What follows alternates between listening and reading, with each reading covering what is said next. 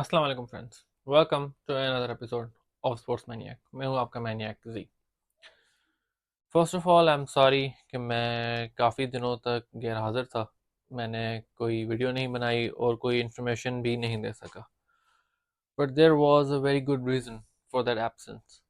और मैं स्टार्टिंग में चाहता हूं कि मैं आपको सबसे पहले वो वजह बताऊं, क्योंकि ये एक्सप्लेनेशन देना ज़रूरी है कि मैंने इतने दिन वीडियो क्यों नहीं बनाई। दरअसल मेरे फादर इन लॉ की अनएक्सपेक्टेड डेथ हो गई थी। जी हाँ, इस वजह से मैं कोई वीडियो वगैरह नहीं बना सका और मैं नहीं आ सका, और किसी तरीके की कोई मेरी ऑनलाइन एक्टिविटी नहीं थी, because I was simply not online. तो मैं चाहता हूँ कि हम सब जो हैं वो दुआ करें फॉर द डिपार्टेड सोल, और एक मोमेंट ऑफ साइलेंस भी उनके लिए मैं करना चाहता हूँ।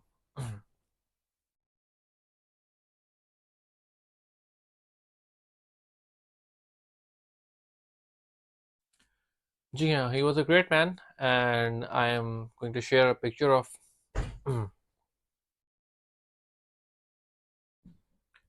जी हाँ, he was a great man and here is a picture of him. तो और आई नो कि इस दरमियान जो है वो Australia versus Pakistan series complete हो गई and all is good with the world again, क्योंकि पाकिस्तान जो है वो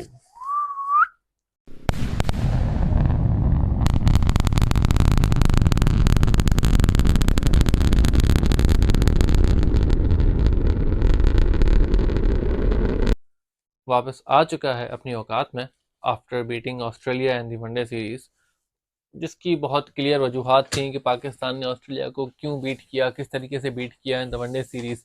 हम सब जानते हैं कि it was Haris individual brilliance और his basically because he was acclaimed with this situation, he is acclaimed with the conditions in Australia. उसकी वजह से, उसकी इंडिविजुअल ब्रिलियंस की वजह से ऑस्ट्रेलिया जो है वो रिकवर नहीं कर पाई from the damage he cost. और Oh, outside in, and immediate effect. And he shot his. There's a nick there. Is there certainly a because of Haris individual brilliance Pakistan ने वनडे सीरीज में तो शिकस्त दे दी ऑस्ट्रेलिया को, लेकिन T20 सीरीज में पाकिस्तान जो है वो वापस आ गया अपने पुराने कारनामों पे, और बहुत ही बुरे तरीके से और तजलील के साथ वो सीरीज हार गया। तो उस पर बात करते हैं। जैसे कि मैंने आप लोगों के साथ प्रॉमिस किया था कि मैं एक मैच की जो है वो लाइव कवरेज करूंगा और लाइव आप लोगों के साथ वो मैच देखूंगा, वॉच अलॉन्ग करेंगे। वो तो अनफॉर्चुनेटली हम नहीं कर पाए, बट नो वरीज, हम लोग जो है यूट्यूब पे उसकी हाइलाइट्स देख के और उन हाइलाइट्स पे हम ज़रूर कमेंट कर सकते हैं, तो वो हम करेंगे बाद में। But before we move on to that, मैं चाहता हूँ कि हम लोग ज़रा उससे पहले की जो वनडे सीरीज़ है उसको थोड़ा सा कवर कर लेते हैं। तो जनाब, जो वनडे सीरीज़ है, वनडे सीरीज़ में पाकिस्तान ने अच्छा खेला। सेकंड मैच की मैंने एक इंडिविजुअल वीडियो भी लगाई थी, but because of the unfortunate demise of my father in law मैं वो वीडियो अपलोड नहीं कर सका था। तो वो वीडियो भी मैं अपलोड करूँगा for you to see, you can watch that video as well. And apart from that, अगर हम थर्ड वीडियो की सॉरी थर्ड वनडे इंटरनेशनल की बात करें, तो वो मैंने लाइव नहीं देखी थी, हाइलाइट्स में ही देखी थी बिकॉज ऑफ ऑल दैट। और हाइलाइट्स में भी मुझे यही दिखा कि पाकिस्तान जो है उसने कोई इतनी, ये कहना चाहिए कि नया फार्मूला नहीं ईजाद कर दिया मैच जीतने का। सेकंड और थर्ड मैच जो है ऑलमोस्ट आइडेंटिकल तरीके से ही जीता पाकिस्तान। पाकिस्तान ने बॉलिंग पहले की, पाकिस्तान की बॉलिंग अच्छी चल गई, हारिस रऊफ ने बहुत अच्छी बॉलिंग कराई, और कुछ बहुत ही सेल्फ इम्प्लोडिंग और गंदी बैटिंग की ऑस्ट्रेलिया ने। इन अ बिड ऑफ डोमिनेंस उन्होंने बहुत गंदी बैटिंग की, and that is why they lost both this matches. लेकिन उसके बाद T20 सीरीज आते आते ऑस्ट्रेलिया ने जो है वो होश संभाला, और उन्होंने उनकी जो वही टीम है जो कि उनके यंगस्टर्स हैं, उन्होंने मतलब जो कि एक थर्ड चॉइस ऑस्ट्रेलियन टीम कह सकते हैं आप, जिसके कैप्टन जॉस इंग्लिस थे, तो उन्होंने ही पाकिस्तान को जो है 3-0 से T20 सीरीज में पछाड़ दिया। और देखेंगे, अगर हम इंडिविजुअल बात करें तो पाकिस्तान इतनी बुरी तरीके से फेल हुआ T20 में कि जिसका कोई हिसाब नहीं है। बाबर आजम अपने उन्हीं पुरानी हरकतों में वापस आ गए, कुछ लोग कहेंगे कि यार थर्ड टी20 में बाबर आजम ने इतना अच्छा खेला, तो आप ज़रा ये भी देखें कि उस थर्ड टी20 को भी अगर हम डायग्नोस करें तो उसमें सिर्फ एक ओवर था पूरे मैच में जिसमें बाबर आजम ने बहुत अच्छा खेला, और एक उन्होंने मार्कस स्टोइनिस के एक ओवर को टारगेट कर लिया, और मार्कस स्टोइनिस को इतना पीटा उन्होंने उस ओवर में कि मार्कस स्टोइनिस को दूसरा ओवर ही नहीं मिला। एंड उसका नतीजा यही हुआ कि मार्कस स्टोइनिस को क्योंकि ओवर नहीं मिला, तो बाबर आजम ने दोबारा स्कोर भी नहीं किया। उसके बाद बाबर आजम ने उस तरीके से फ्रीली स्कोर ही नहीं किया, कोई बाउंड्रीज नहीं आई बाबर आजम की, and he got out once again cheaply. तो उस पर तो बाद में बात करते हैं। फिलहाल आ जाते हैं वापस हमारी पहली दो टी20 इंटरनेशनल पे, कि उसमें सुफियान मुकीम ने सेकंड टी20 में बहुत अच्छी बॉलिंग कराई, and he is one prospect कि जिसको मैं फ्यूचर में देखना चाहूँगा कि वो कंटिन्यू करे पाकिस्तान के साथ, और एक जो हमारा एक स्पिन बॉलिंग ड्राफ्ट है उसको ख़त्म करे, कि स्पिन बॉलर कोई अच्छा नहीं है हमारे पास। वो Sufiyan Muqeem could be a very good prospect for the future. And इस सारे चीज़ों के बीच में मैं अब चाहूँगा कि हम थर्ड टी20 जो है उसका ज़रा लाइव रिव्यू करें, आई मीन हाइलाइट्स का रिव्यू करें।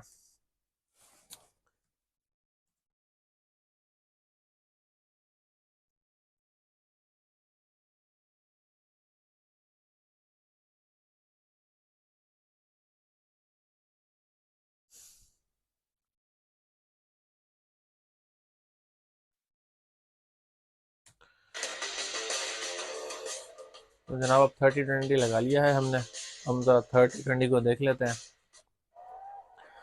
ओके जी, पाकिस्तान बैटिंग फर्स्ट। अच्छी बॉल थी और अच्छा खेला उन्होंने।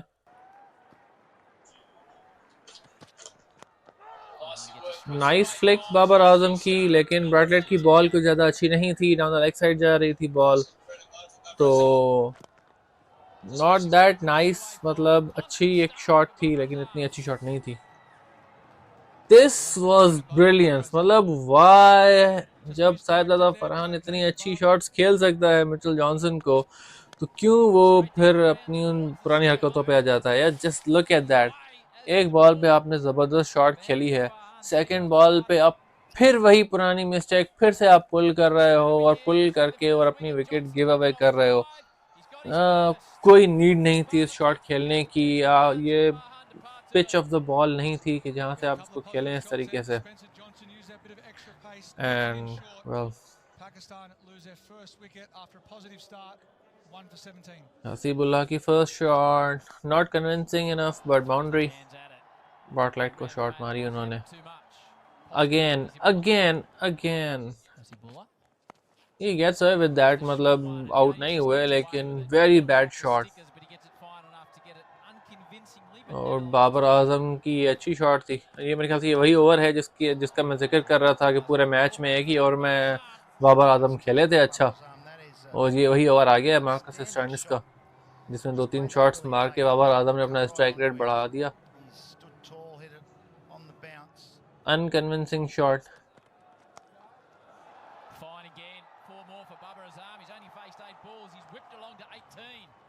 नाइस शॉट, अच्छा खेला बाबर आजम ने इस बॉल को।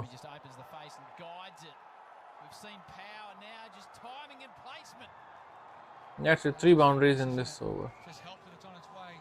Once again, Hasibullah is not convincing, मतलब उन्होंने जो 2-3 शॉट्स खेले हैं वो बहुत बुरे शॉट्स खेले हैं।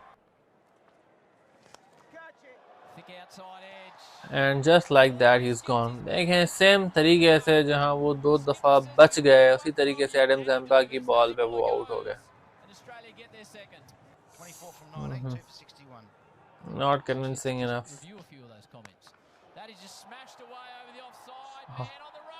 Usman,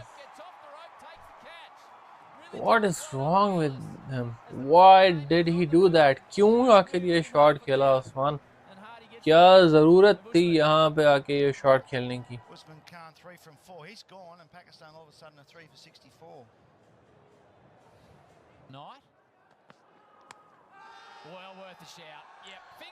how stupid is that. मतलब सलमान जो है वो कैप्टनसी के प्रेशर में इतना आ गया। और हाँ, एक चीज़ मैं आपको बताना भूल गया कि 30-20 के अंदर रिजवान ने कहा कि भाई मुझे अपनी इतनी बेइज्जती नहीं करानी, मुझे नहीं खेलना, आप जो है प्लीज़ सलमान अली आओ कैप्टन बना दो इस 30-20 में, मुझे वाइट वॉश नहीं चाहिए अपने रेज्यूमे पे early on.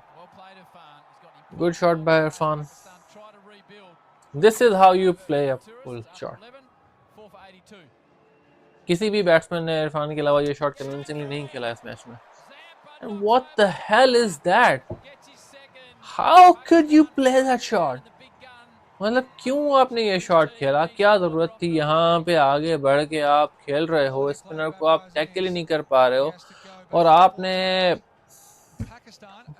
Nothing shot, you give away your wicket. मतलब आप बस चाह रहे थे कि आपका रन रेट कुछ बच जाए, यहाँ पे शायद यही वजह थी।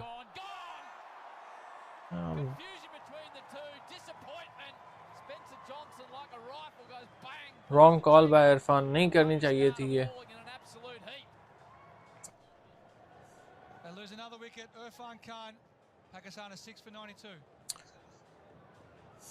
इरफान की अपनी गलती थी यहाँ पे।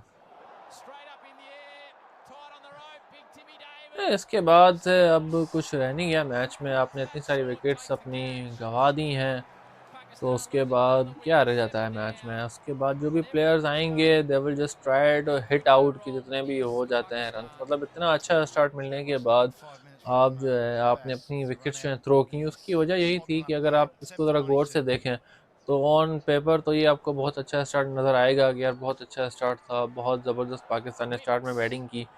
बट वो ऑन पेपर तो एक अच्छा लगता है, बट जब आप मैच देख रहे हो, अगर हाइलाइट्स देख रहे हो आप, तो आपको पता चलेगा कि in reality it wasn't convincing. कोई बैट्समैन जो है वो कन्विंसिंग शॉट्स नहीं खेल रहा था। तो शाहीन शाह आफरीदी ने एक दो बाउंड्रीज मारी, अच्छी शॉट्स थी, not bad. This is pure senseless hitting. तो कभी कभी प्योर सेंसलेस हिटिंग जो है वो रन्स दे जाती है आपको। जिस तरीके से ये डज नॉट मीन कि हम जो है शायद आफरीदी को ओपनिंग करना स्टार्ट कर देंगे अब। And this is the reason why. Just look at that, how easily he got out.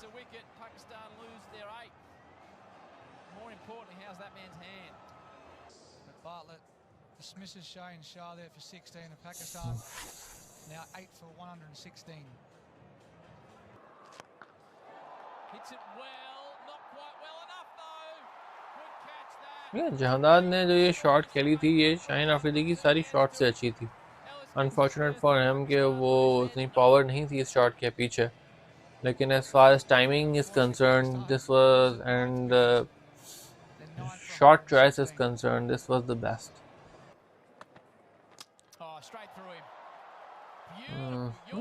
Can't really blame them. Sufiyan Muqeem को ब्लेम नहीं कर सकते यहाँ पे, नंबर 11 बैट्समैन है।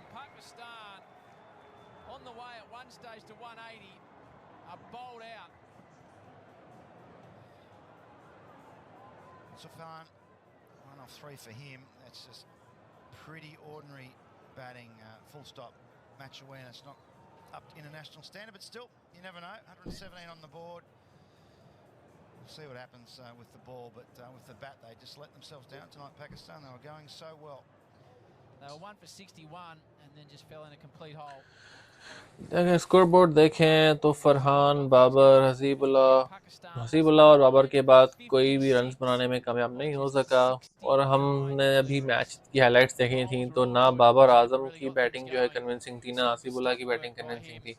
दोनों को जो रन्स मिले, बाबर आजम ने एक ओवर में 2 बाउंड्रीज अच्छी मारी सिर्फ स्टोइनिस को, तीसरी बाउंड्री जो स्टोइनिस को मारी उस ओवर में वो भी अनकन्विंसिंग शॉट थी। तो बहुत ही बुरी बैटिंग, बहुत ही सेल्फ इम्प्लोडिंग और गंदी बैटिंग की पाकिस्तान ने। कोई अच्छी बॉलिंग नहीं थी इतनी ऑस्ट्रेलिया की जानिब से। शाहीन आफरीदी आ गए हैं। Look at that shot. It was a treat to watch. Fraser McGurk की जो ये शॉट थी, it was a treat to watch. और ये वही बात फिर से उसी, सबको पता है शाहीन आफरीदी आए हैं तो यही बॉल आएगी, यहीं पे पिच होगी, यहीं से अंदर जाएगी। और उसी बॉल पर उन्होंने फिर से चौका खा लिया फ्रेजर मैकगर्क से, क्योंकि वो एक दो दफ़ा अब फेस कर चुके हैं शाहीन अफरीदी को। जहांदाद खान आए हैं और आई एम नॉट कन्विंस कि जहांदाद खान को हमने क्यों खिलाया है इस मैच में। तो देखिए शॉट जो है इन्होंने अपनी विकेट जो है वो गिफ्ट कर दी है यहाँ पे शाहीन अफरीदी को, कोई इसमें नहीं था, कोई इतनी वो अच्छी बॉल नहीं थी, बिल्कुल बहुत ही एवरेज बॉल थी, इस पर छक्का लगना चाहिए था बॉल पे, इनफैक्ट इतनी गंदी बॉल थी ये। और इस पे जो है just because he was too early in this shot, और कोई मतलब बॉलर की ब्रिलियंस की वजह से ये मिस्टेक इंड्यूस नहीं हुई, अपनी मिस्टेक थी इसमें। Just look at that shot from Josh Inglis, response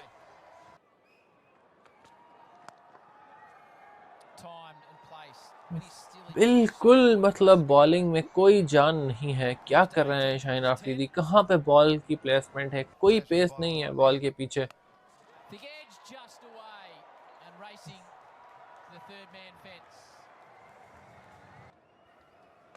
not a good ball. ये भी जो है फ्रेजर मैकगर्क ने जो है अपनी विकेट जो है थ्रो अवे की है, मतलब एक स्लो बॉल ज़रूर थी जहांदाद खान की, लेकिन कोई इतनी अच्छी डिसीविंग स्लो बॉल नहीं थी कि जो है वो बताना पड़े, उनको पता चल गया था फ्रेजर मैकगर्क को, he waited for the ball, just hit it straight into the hands of the fielder. तो मतलब कोई इतनी अच्छी बॉल नहीं थी कि जो विकेट्स जो है वो बिगैट करे, लेकिन एंड हारिस रऊफ को भी अब फिगर आउट कर लिया उन्होंने ना, अब ये वही प्लेयर्स हैं जो खेलते रहते हैं इनको।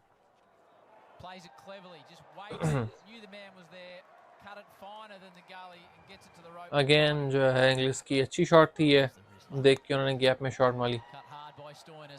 सुफियान मुकीम को मेरे ख्याल से इस मैच में एक ही ओवर दिया गया था, वो आए हैं अपना वर्क कराने, एक बाउंड्री उनको लगी, उसके बाद नहीं दिया, और रऊफ को जो है अपने बॉल नहीं दिया। अब स्पीड देखें हारिस रऊफ की, सिर्फ पेस यार पे जो है ना वो नहीं चलती आपकी, और उसकी भी इस पे भी आप मतलब मैं समझ नहीं आ रहा कि क्यों आप जो है वो शॉर्ट पिच बॉल ट्राई नहीं कर रहे यहाँ पे। मतलब हारिस रऊफ ने एक भी शॉर्ट पिच बॉल नहीं कराई इन 3 बॉल्स में, और तीनों बॉल्स पे बाउंड्री खाई है हारिस रऊफ ने मार्कस स्टोइनिस से। ये चौथी बॉल फिर से, मतलब क्यों आपका जो एक ट्राइड एंड टेस्टेड फॉर्मूला है क्यों नहीं चल रहा है, फिर से स्लो बॉल कराने की कोशिश की आपने, Stoinis picked it up and what a six that was. मतलब वो अब्बास आफरीदी आए हैं, पहली बॉल पे ही उनका वेलकम किया है जॉस इंग्लिश ने, he wanted to get into it as well. ये भी जो है वो जॉश इंग्लिश ने जो है वो सही से शॉट नहीं मार पाए, वरना बॉल का उनको पता चल गया था, he wasn't received by the ball. Oh my God, oh my word, that was outstanding shot. Shaheen Afridi को कहते हैं ना नानी याद दिला दी। लुक एट दैट, मतलब how can you call yourself a bowler after that? Oh my word, पहले roof को 4 बॉल्स पे 4 बाउंड्रीज पड़ी, अब अफरीदी को 3 बॉल्स पे 3 बाउंड्रीज पड़ी, and they are not trying to do anything different at all, मतलब सेम तरीके से बॉलिंग कराते जा रहे हैं, पिट रहे हैं उन बॉल्स पे, फिर भी वही, कोई बॉलिंग में कैरिज्मा नहीं है, कुछ भी नहीं कर पा रहे हैं ये लोग। न्यू बैट्समैन ने आगे जो है शाहीन अफरीदी को पीट दिया, and I think that's it. Marcus Stoinis ने तो मजाक बना के रख दिया है पाकिस्तानी बॉलर्स का, 6-4 और कुछ है ही नहीं उनकी बैट से, and that's a no ball. Oh, so unusually.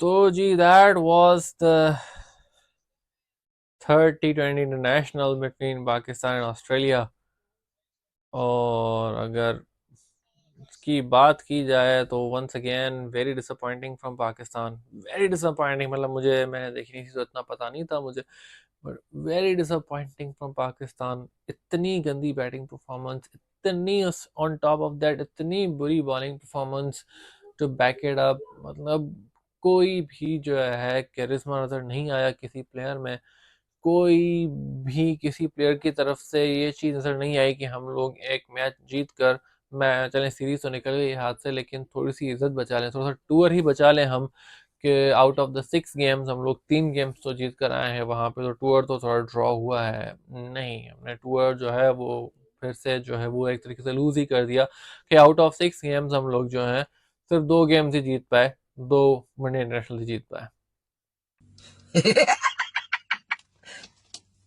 Talo.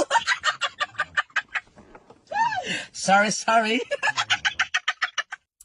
खैर, मैं अगर अपने एनालिसिस की बात करूं तो मैंने जैसे कि पहले कहा था कि मुझे एक्सपेक्टेड नहीं था इस टीम से ऐसा कुछ भी कि ये टीम कुछ अच्छा परफॉर्म करेगी। I don't think you have the facilities for that, big man.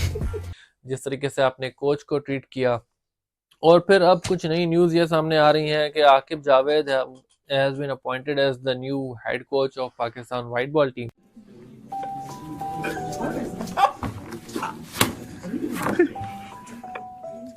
इससे पहले स्पेकुलेशन ये की जा रही थी कि शायद रेड बॉल टीम के भी जो है हेड कोच आकिब जावेद को ही बना दिया जाएगा। I'm here to tell you right now, we don't care. Let me tell you something. We don't care. सब कुछ इनको ही दे देते हैं ना, मतलब क्यों, कोई और क्या काम करेगा, कैप्टन ही बना देते हैं मेरे ख्याल से पाकिस्तान टीम का आकिब जावेद को, क्योंकि वो इतने अच्छे आखिर उन्होंने फैसले किए कि आपने ऑस्ट्रेलिया में ऑस्ट्रेलिया को हरा दिया। ऑलराइट, उसके बाद से ही तो ये सारी चीज़ें हो रही हैं कि आपने ये अनाउंस कर दिया कि भाई हम वाइट बॉल कोच जो है इंटरिम कोच हम बना रहे हैं आकिब जावेद को वाइट बॉल। ऊपर से आपने गिलेस्पी को ये कह दिया है कि भाई तुम जो है वो साउथ अफ्रीका के खिलाफ जो हमारे टेस्ट मैचेस आ रहे हैं इन द कमिंग ईयर, बस तब तक ही तुम हमारे कोच हो, उसके बाद का पता नहीं है कि हम तुम्हें रखेंगे या नहीं रखेंगे। मेरी आत्मा कह रही थी कहीं से तो शुरू करो, क्योंकि तुमने अभी हमारे खिलाफ बातें की हैं बहुत, और वो खिलाफ बातें क्या हैं, वो खिलाफ बातें ये हैं, इनके खिलाफ बातें ये हैं कि Jason Gillespie wants to be included in the selection process, he wants to have a say in how the team is shaping up। ठीक है, क्योंकि he is the coach of the team, he wants to have a say in how the team is shaping up to be, but that is apparently asking too much from Pakistan team।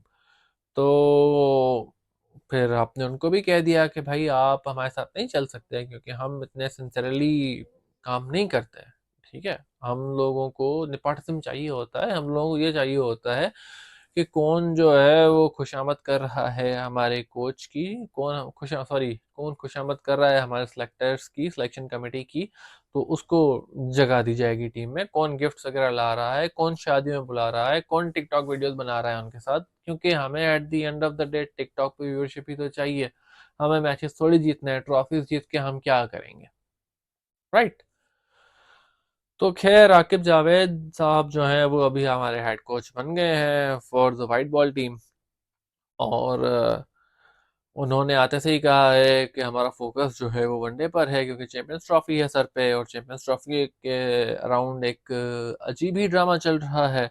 क्योंकि देखें, अगर हम बात करते हैं ICC की, हम बात करें फीफा की, हम बात करें किसी भी और गवर्निंग बॉडी की आजकल स्पोर्ट्स की दुनिया में, तो उनके लिए सबसे ज़्यादा जो चीज़ मैटर करती है वो मैटर करती है स्पॉन्सरशिप्स, सबसे ज़्यादा जो चीज़ मैटर करती है वो मैटर करती है पैसा। पैसा कहाँ से आ रहा है, और अगर पैसे को देखा जाए तो 80% of crickets revenue is generated from India, 90% of viewership of cricket is from India. तो जनाब जब इतनी सारी पावर है इंडिया के पास, इंडिया तो वो तो अपनी बात मनवाएंगे ना। और चैंपियंस ट्रॉफी में उन्होंने फिर से वही कहा है कि भाई कुछ भी कर लो, हम नहीं आएंगे पाकिस्तान चैंपियंस ट्रॉफी खेलने। और मुझे इस वक्त एट द मोमेंट कुछ समझ नहीं आ रहा कि पाकिस्तान टीम इसका क्या हल निकालेगी, क्योंकि पाकिस्तान टीम भी यहाँ पर आकर जो है वो थोड़ी सी, Pakistan cricket board Pakistan cricket board भी यहाँ पर आकर जो है वो थोड़ी सी एक फर्म, एक रेजोल्यूट होके खड़ा हो गया है कि हम जो है वो कोई भी अल्टरनेट मॉडल एक्सेप्ट नहीं करेंगे।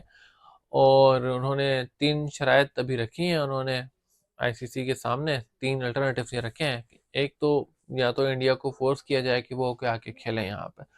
दूसरा उन्होंने कहा है कि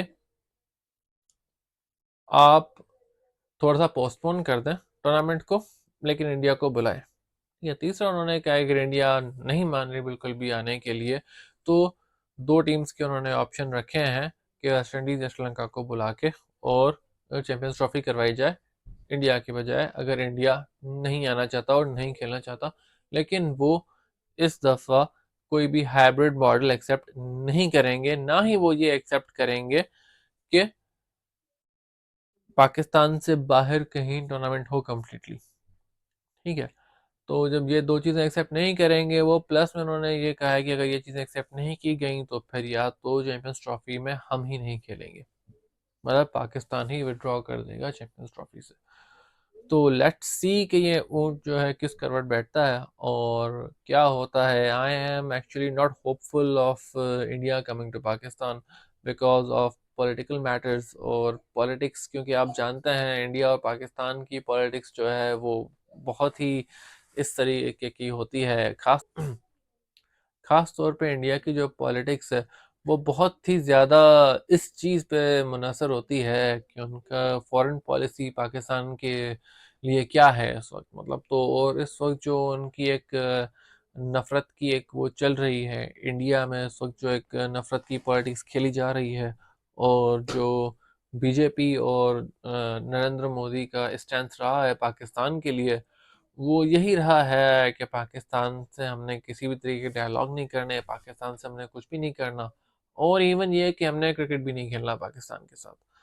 तो जब ये सारी चीज़ें होती हैं तो आई थिंक कि बीसीसीआई जो है वो भी बहुत ही एक तरीके से ये कहा जाए कि उनके भी हाथ बंधे होते हैं। हालांकि आप ये देखें कि जय शाह जो कि इस वक्त बीसीसीआई में एक बहुत अहम ओहदे पर हैं, प्लस में आईसीसी के चेयरमैन हैं, तो वो भी जो है बेटे हैं अमित शाह के, who is the right hand man of Narendra Modi, prime minister Narendra Modi of India. तो ये सारी चीज़ें आप इससे फिर आप क्रिकेट को पॉलिटिक्स से अलग रख नहीं सकते जब इतनी सारी चीज़ें होती हैं। और आईसीसी भी कुछ भी नहीं कर सकता, क्योंकि देखें, आप अगर इतनी क्लोज कनेक्शन हो किसी भी एक क्या कहना चाहिए कि man position of the board का, किसी भी पॉलिटिशियन के साथ ना क्लोज कनेक्शन हो, तो आईसीसी फौरन आ जाती है दूसरे बोर्ड्स को ये कहने कि भाई आपके बोर्ड में जो है वो पॉलिटिक्स बहुत इन्वॉल्व है, और हम जो है वो आपको वार्निंग दे रहे हैं कि आप अपने आप को सुधार लें, वरना ये पेनल्टी लग जाएगी, वो पेनल्टी लग जाएगी, व्यूअरशिप कैंसिल हो सकती है, ये हो सकता है, वो हो सकता है। हमने देखा ये बांग्लादेश को उन्होंने कहा, हमने देखा ये उन्होंने श्रीलंका को कहा। तो दूसरी जगह पे वो ये लोग कह सकते हैं, लेकिन इंडिया पे जब बात आती है, बीसीसीआई की जब बात आती है, तो जैसा कि मैंने कहा पहले कि because of the money, because of the viewership, वो ये कर नहीं सकते, क्योंकि cricket is not a global sport. Unfortunate fact यही है कि क्रिकेट एक ग्लोबल स्पोर्ट नहीं है। क्रिकेट वेरी हैवीली इन्फ्लुएंस्ड है बाय इंडिया, जो कि पहले बाय इंग्लैंड था, लेकिन अब वो इंडिया ने उसको इस तरीके से ओवरटेक कर लिया है, and that is majorly because of IPL. उन्होंने इतना हेविली इन्फ्लुएंस कर दिया है गेम को कि गेम पे उनका कब्जा हो गया है, और वो दूसरे बोर्ड्स को, और वो इवन इनको जो एसोसिएट नेशंस हैं उनको भी ग्रो नहीं करने दे रहे, क्योंकि वो नहीं चाहते कि उनकी पावर डाइल्यूट हो जाए। तो दैट इज़ वाई वो जो है वो उन्होंने एक अपना कब्जा जमाया हुआ है, और आईसीसी भी मजबूर है। आईसीसी पे उनका पूरा कब्जा है, पूरा रेवेन्यू आईसीसी का डिपेंड करता है बीसीसीआई पे। तो और बीसीसीआई को जाता भी है आईसीसी का रेवेन्यू सबसे ज़्यादा, जो लायंस शेयर है। जब 90% व्यूअरशिप आपके पास है तो फिर लायंस शेयर भी आपको ही मिलता है वापस। तो उसके बाद अब कुछ हल मेरे ख्याल से नज़र नहीं आ रहा मुझे कि इंडिया किसी तरीके से, इंडियन क्रिकेट बोर्ड जो है वो पाकिस्तान आए, टीम इंडिया को पाकिस्तान भेजे। तो लेट्स सी कि क्या होता है, और let's hope for the best. मुझे बहुत मुश्किल ही लग रहा है कि कोई पीसफुल तरीके से इस चीज़ का रेजोल्यूशन निकला है। खैर, अब अगली सीरीज़ जो है वो जिम्बाब्वे वर्सेस पाकिस्तान की होने वाली है। उसकी मैचेस में भी इंशाल्लाह ताला उनकी पोस्ट मैच रिव्यूज़ में हाज़िर हूँगा मैं, और कोशिश करूँगा कि कोई एक जो T20 मैच है पाकिस्तान वर्सेस ज़िम्बाब्वे का, उसको लाइव कवर किया जाए हाइलाइट्स में ना। इफ़ ऑल गोज़ वेल तो इंशाल्लाह ताला किसी एक ना एक मैच की लाइव व्यूअरशिप और एक लाइव वॉच अलोंग ज़रूर करेंगे आप लोगों के साथ। तब तक के लिए अल्लाह हाफ़िज़, अपना ख्याल रखिएगा। Please like my video, share my channel and subscribe. Allah हाफ़िज़।